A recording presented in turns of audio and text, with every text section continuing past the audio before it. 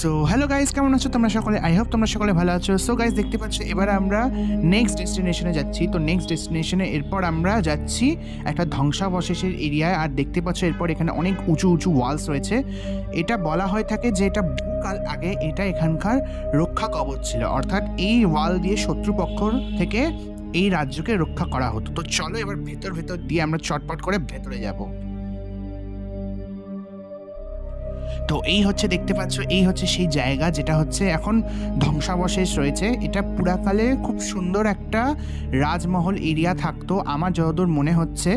আর দেখতেই পাচ্ছ খুবই সুন্দর, আমরা এখানে ঢুকেছি, সবাই মিলে ফটোশ্যুট করেছি। তোমরাও অবশ্যই এখানে এসো আর ভিজিট করো।